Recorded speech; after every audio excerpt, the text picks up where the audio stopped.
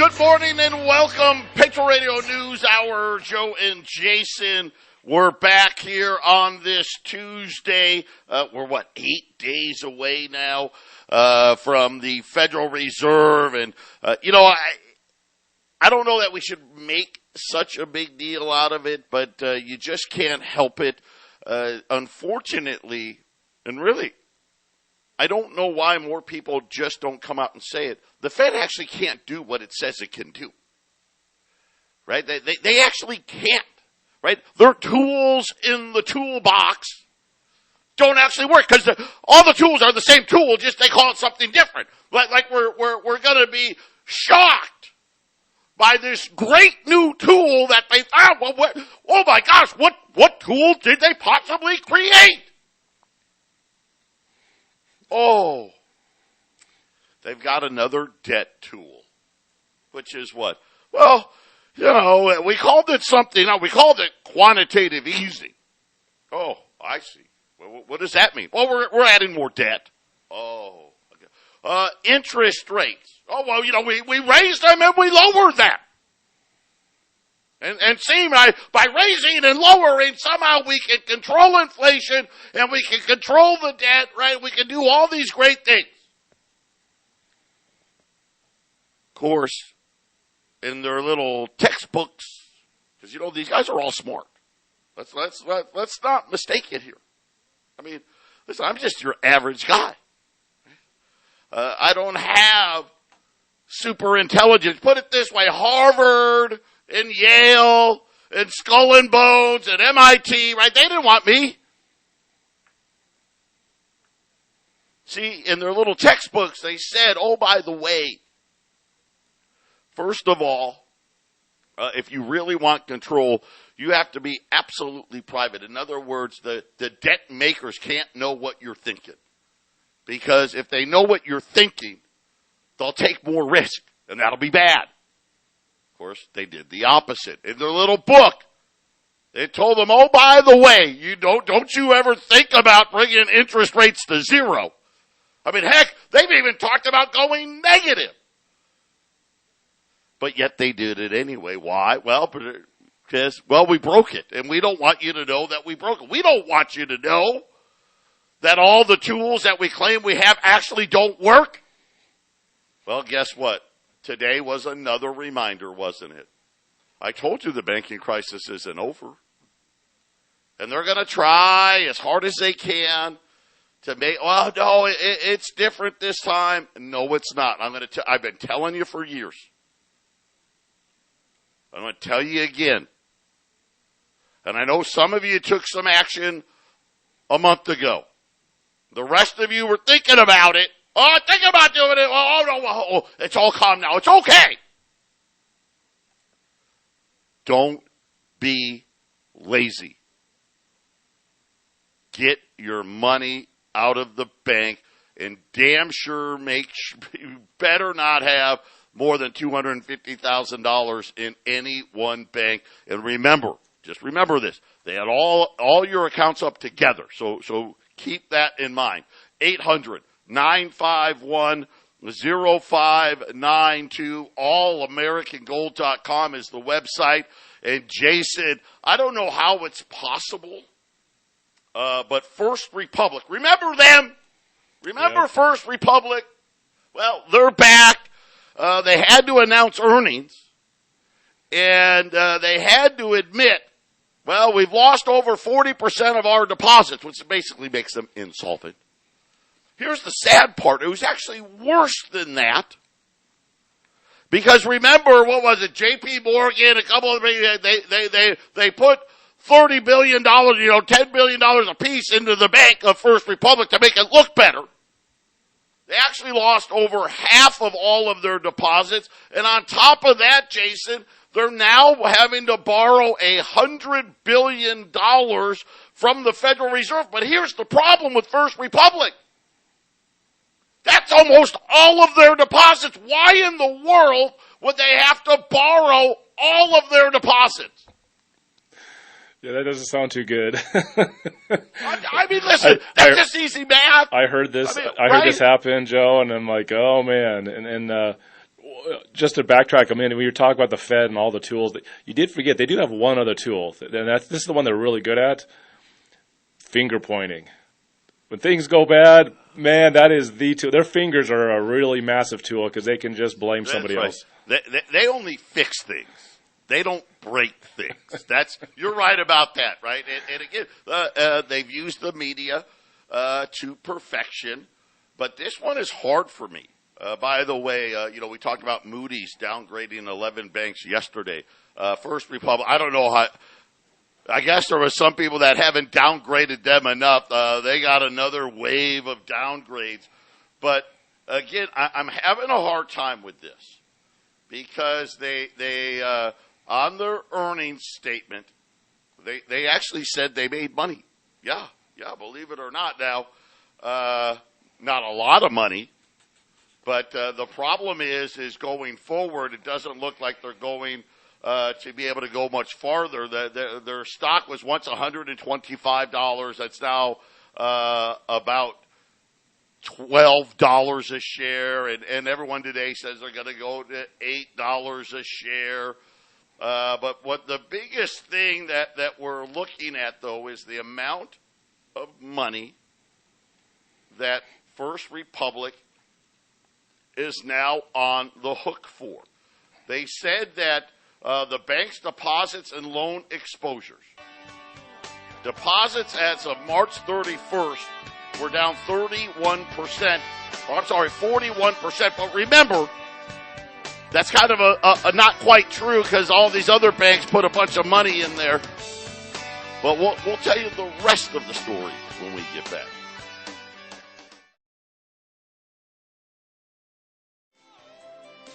(800-951-0592). Joe and Jason, Patriot Radio News Hour. Again, the banking crisis, and it's really not a crisis. It really isn't. Here's what it is. Because it's very, very simple. This one, unlike the financial crisis, because that was complicated. Because we didn't really understand securitized debt obligations, synthetic debt obligations, and all these other off-balance sheet stuff, and how it got priced or didn't get priced, and all of this. This isn't that. This is simply banks that have maximized their risk. Because it's already being punished. Got to remember, the banks are already being punished by what the central bank has done. They were forced to buy securities that yielded nothing, essentially. Right next to nothing. And if they get a bleed of deposits, because they don't have the money, because they loan it all out, then they have to sell these securities. It's pretty simple. That makes sense. Well, the problem is they lose a ton of money, right? Because, interest rates aren't zero anymore. And what has happened to these banks is people, again, much smarter than I, that have looked at the other things the bank is doing. Okay, this doesn't have to do, listen, everybody knows, okay, X amount of your money has to go into treasuries and has to go into, mortgage-backed securities, right? You got to have X amount of that in there. Everybody knows that. What are you doing with the other stuff? And if these people don't like what they've done, in other words, hey, that's pretty risky. That doesn't look like that's such a good idea. Hey, you know what? I think I need to take my money out. Now, here's the problem, right? Us regular folk, I got my checking account there, right? My paycheck goes in there, and, I don't know. I just, it goes in there automatically, right? I get direct deposit, and I go in, I write out my bills, and heck, I may not even go to the bank. I don't remember the last time I went to the bank. Maybe I'll go to a random ATM here or there. You're not doing this stuff. But you know who is? Hey, the guys that got, hey, I've got $150 million. I got $500 million in your bank. Yeah. I know that sounds crazy, but yeah, that's what happens. Guess what? They're doing that. Their guys are doing that. And when they don't like what they see, they take their money out because they know, this bank's going to go under.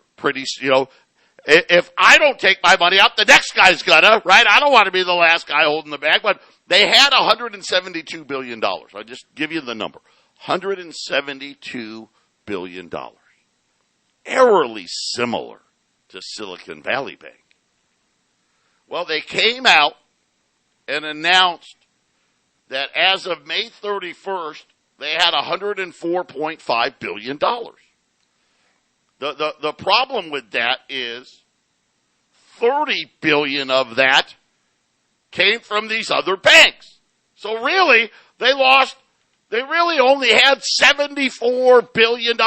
Jason, they had $100 billion worth of deposits leave the bank, but it gets better because they gave a number as of April 21st. So what is that, like Friday? They now say they've only got $102 billion left in their accounts. And like I said, $30 billion of it came from these other big banks. But Jason, that means if they're borrowing $100 billion from the Fed to protect, they've only got $102 billion worth of deposits. I mean, it looks like it's totally worthless to me. I don't know. Yeah, these problems, every single day, Joe, we talk about this stuff. It gets worse and worse every day. And I just, like with First Republic, it's just, how do you state that the entirety of their deposits are just gone, right? And I think there's a lot of serious problems. There's a lot of people, a lot of institutions that are underreporting the severity of their situation. And it really, I don't know, Joe, about you, it feels like musical chairs is getting ready to happen right now. A few institutions, I think it really feels like are not going to have a place to sit real soon here. That's what happened to Silicon Valley Bank. It's what happened to these others that were closing down or showing stress. Credit Suisse. It's happening, Joe. These things are happening in real time. We talk about it. Hey, things are getting ready to go bad. For months and months and even years, we talk about how things are on a razor's edge, fall off a cliff, right? Well, a couple of those banks have already fallen off the cliff, and it's just a matter of time before more and more institutions. When you talk about commercial real estate, it goes on and on and on. There's no liquidity. It's freezing up right now in front of it. I think liquidity is frozen up much more tighter than the news or anybody will admit. I think it's becoming a tough situation. And if you're talking about next week, are they going to raise it a quarter point? I mean, really, Joe, you've been correct. It's a broken system. So if you just operate inside the broken system, you at least stop raising it, or you would lower it on next week. That would, if you just operate inside your own broken system, you lower the rates. That's how you try to at least temporarily fix the problem and create a whole other problem, which is going to be more inflation. Well, and again, here's the thing. Let's because you brought up commercial real estate. We've been talking about Brookfield and others, and the defaults now. And these are easy walkaways, by the way. These are easy. I think everyone learned. What's so funny is we didn't learn walking away was easy, did we? A lot of us out there that lost their homes probably wish they could go back and done it differently, right? They probably wish, man, I shouldn't have even tried, right? I drained my bank accounts. I took anything out of my 401k that I could. I ran up my credit cards, right? I put myself in the worst possible position before I walked away. Listen, these companies don't do that. They don't do that. They don't put themselves in the worst possible position. What do? They just say, hey, you know what? Let's see. We got to refinance this debt. It's going to cost us X. we're only bringing in Y, right? Because, well, the building's more than half empty. Yeah, let's just give the keys back to the bank. I mean, it's just that simple for them. And so when we look at it, where is most of the commercial real estate loans originating from? And the answer is very, very simply 67% of all commercial real estate loans are held by small and regional banks, Jason. 67%.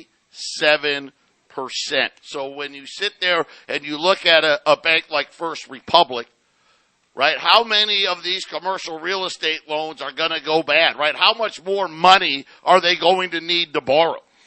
And as you've stated many times in the last few weeks, it's the interest rates on these loans and how they come due. And businesses operate, new businesses, even old businesses, they operate in a certain way, and then they get that loan. And then after a couple of years goes by, they refinance it, right? And they bring in more revenue, and then they try to operate in a debt system profitably to move forward. Well, now with the interest rates been raised over the last year plus, they can't do what they normally have been doing. And so a lot of businesses doing the normal thing to be successful now are trying to figure out, well, what did I do wrong? I did what you told me to do, right? Well, what they told you to do, you should have been maybe looking at a different option when the rates went up, Joe. Just to give you an idea, and again, these are not my numbers. This is coming straight from the FDIC.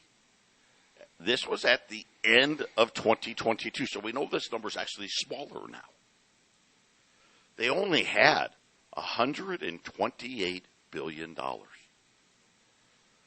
So we're going to be conservative. They've lost $28 billion with Silicon Valley Bank and Signature Bank. So they're down to probably right around $100 billion, maybe a little less, maybe in the 90s. But let's stay at the 128. Do you know how much of the insured deposits that covers? Because this is your quote-unquote insurance, right? Remember, you've got FDIC insurance. It's about 1.2%. And, of course, now that they've lost $20 billion, let's just call it about 1%. So think about this. They're trying to tell us, oh, no, you're covered. But yet they only have 1% of the money. Now, how do you think they would come up with the rest of it? Right? Because that's really the problem. Because what do we got? $9-10 trillion of insured deposits. I think we've got about 16-17 trillion in total deposits, maybe 18 trillion in deposits. About 10 trillion of that is insured. Where's the other $9.9 trillion going to come from, Jason? Well, we know where it usually comes from. I've seen some guys talking, Joe, as I'm watching and trying to figure all this out, because it's kind of simple but kind of complex at the same time. I've seen estimates that when this thing turns, and it will turn, we know that printing the money is going to be the last resort. They're trying to raise rates and trying to make things more normalized, I guess. But I've seen where they're going to be printing hundreds of trillions. Hundreds of trillions is the future. In a year, 2 years, 5 years, whatever it is in the next few years, $200 trillion printed and brought in. And we know through that FOIA request that they printed $29 trillion last time. And it's possible they were printing $1 trillion a week during the coronavirus emergency. So $1 trillion, and we don't even know if they're actually doing that. But what if they've been doing that this entire time? The last year, $52 trillion has just been printed, and still it's broken. So what is it going to be? How much are they really going to print? Right. And I got more bad news. For those of you that are government workers, pension plans, also major investors in commercial real estate. The California State Teachers Retirement System says it is preparing to write down the value of its $52 billion commercial real estate portfolio. Jason, that's going to be very interesting because that will force some of these banks to have to write down the value as well. If CalPERS or the California Teachers Pension's writing down their values, and again, the small and regional banks, I don't want to say it. I don't want to create panic. Be prepared. Don't be lazy. That's all I'm saying, because and again, it's always gradual, and then suddenly, all of a sudden we've got another problem here. And I don't think anybody, including us, understood how much trouble First Republic was in. I mean, to me, this would scream of, hey, we got to get rid of these guys. These guys were bad operators of this bank. We need to, come in and get rid of it. But instead, to try to stop they couldn't deal with it, Jason, right? They're like, oh my gosh, if we take them out, the panic will continue. Instead, let's just throw as much money as possible at it. And this is actually not out of the ordinary. Banks close every year. They make bad decisions and they close down. It's just that the level of what's happening is much more scarier. The only years that there wasn't bank closures, this is something everyone should be listening to. The 2 years before the 2008 crash, there was no bank failures. And in 21 and 22, there was no bank closures. Uh-oh. I mean, that's sure is eerily similar, Joe. Time to catch up, right? Patriot Radio News Hour. We'll be back after the break.